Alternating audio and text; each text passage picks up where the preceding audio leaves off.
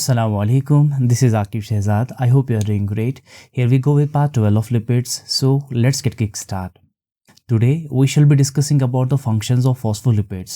Phospholipids perform wide variety of functions, like they are the structural component of membranes and regulate membrane permeability. जो biological membrane होते हैं उनमें जो component important component होता है protein होते हैं और लिपिड्स होते हैं.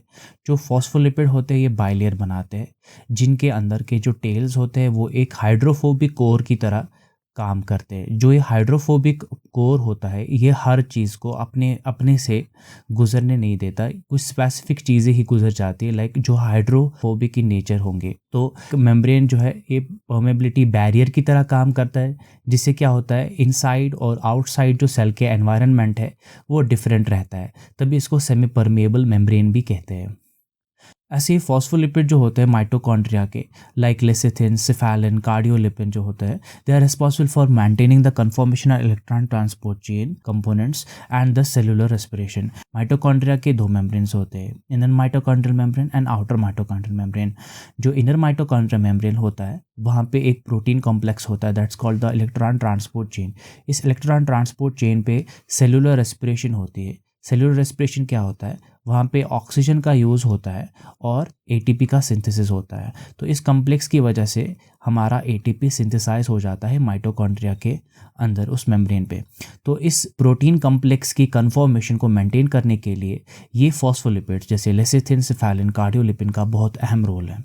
ऐसे फॉस्फोलिपिड जो होते हैं ये पार्टिसिपेट करते हैं in the absorption of fat from intestine. जो इंटेस्टाइनल ट्रैक होता है हमारा, वहाँ से फैट्स को कैसे एब्जॉर्ब किया जाता है, लेट्स सी इट.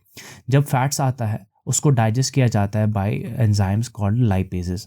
लाइपेजेस को एक्ट करते हैं, वो डाइजेस्ट करते हैं, वहाँ से फैटी एसिड्स रिलीज हो जाते हैं और मोनोग्लिसराइड्स रिलीज हो जाते हैं.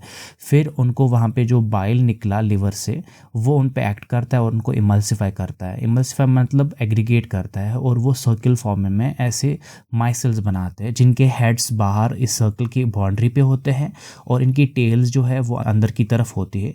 लाइक वो हाइड्रोफोबिक टेल्स होते हैं इसीलिए वो अंदर की तरफ होती है. और ये माइसेल जो है आगे फिर सेल के अंदर चले जाते हैं. कौन से सेल के अंदर, क्योंकि इंटेस्टाइनल ल्यूमेन की बात चल रही है, फिर वो इंटेस्टाइनल एपिथेलियल सेल्स जो होंगी उन एपिथेलियल सेल्स के अंदर चला जाएगा ये माइसेल. फिर ये माइसेल अंदर पहुंच के ही फिर ये आगे फिर से एग्रीगेट हो जाते हैं और वापस फैटी एसिड्स मोनोग्लिसराइड्स मिल के ट्राइग्लिसराइड्स बनाते हैं. ट्राइग्लिसराइड्स बाद में जो है गोल्गी के अंदर चले जाते हैं. गोल्गी apparatus वहाँ पे प्रोटीन्स होते हैं और प्रोटीन्स इसके साथ मिलके काइलोमाइक्रॉन्स बनाते हैं. ओके और यहाँ पे कैसे अंदर चला गया, बाय मीन्स ऑफ एंडोसाइटोसिस. और फिर ये काइलोमाइक्रॉन्स यहाँ गोल्गी पे बन के एक्सोसाइटोसिस से बाहर निकल जाते हैं. फिर ये एक्सोसाइटोसिस से बाहर निकल के लैक्टील्स में पहुँच जाते हैं और वहाँ से फिर पोर्टल वेसल्स में, पोर्टल सर्कुलेशन में लिवर तक पहुँच जाते हैं. ऐसे हमारी बॉडी में जो है फैट्स का एब्जॉर्प्शन और फिर ट्रांसपोर्ट किया जाता है. ऐसे जो हमारा फॉस्फोलिपिड्स होते हैं they are essential for synthesis of the lipoproteins. Different तरह के लाइपोप्रोटीन्स होते हैं, जैसे high density lipoprotein, low density lipoprotein, intermediate density lipoprotein, very low density lipoprotein, chylomicrons. ये डिफरेंट तरह के लाइपोप्रोटीन्स होते हैं. इनका सिंथेसिस भी फॉस्फोलिपिड से ही होता है. दस the transport of lipids is carried out. ऐसे फिर लिपिड का भी ट्रांसपोर्ट हो जाता है बॉडी में. फॉस्फोलिपिड जो होते हैं ये एक इम्पॉर्टेंट फैक्टर की तरह काम करते हैं जिनको लाइपोट्रोपिक फैक्टर कहते हैं. लाइपोट्रोपिक फैक्टर मतलब कि वो प्रिवेंट करते हैं किसका, एक्यूमुलेशन ऑफ फैट, यानी फैट का एक्यूमुलेशन होना लिवर में जिससे फैटी लिवर हो जाता है. इसको प्रिवेंट करते हैं कौन, फॉस्फोलिपिड्स. तभी इनको लाइपोट्रोपिक फैक्टर कहते हैं.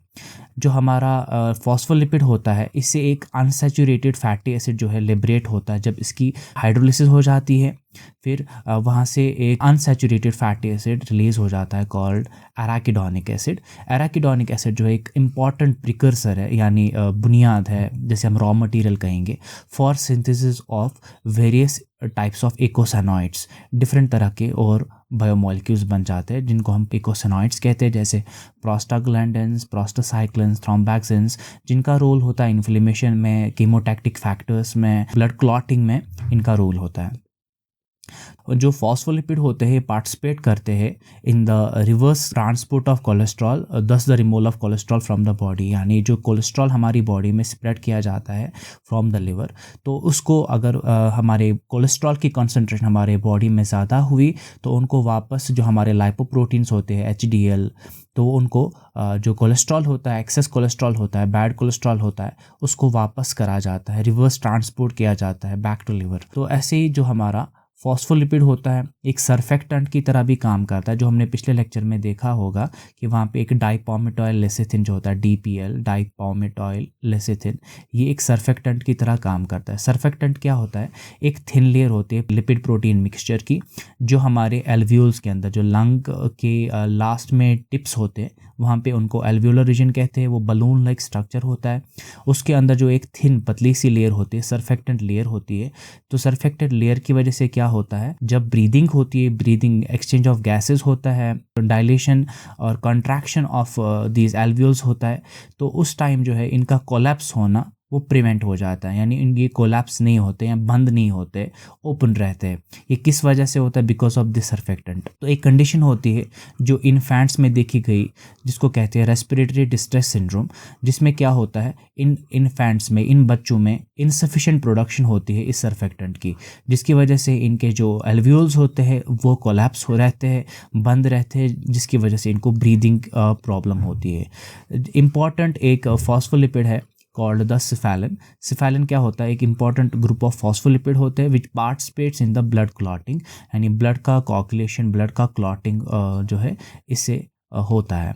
ऐसे फॉस्फोलिपिड जो फॉस्फेटाडाइल इनोस्टॉल होता है, ये इन्वॉल्व होता है सिग्नल ट्रांसडक्शन में, जो बायोसिग्नलिंग में हम पढ़ेंगे। तो सिग्नल ट्रांसडक्शन में एक इम्पॉर्टेंट रोल होता है। बहुत सारे हार्मोन जो है अपना एक्शन इस फॉस्फेटाडाइल इनोस्टॉल से मीडिएट करते हैं inside the cell. This is all for today. Thanks and happy learning. I hope you enjoyed this lecture. If you really enjoyed it, please hit the like button, share this video with other students, subscribe to my channel, press the bell icon for sure. Thank you so much, guys.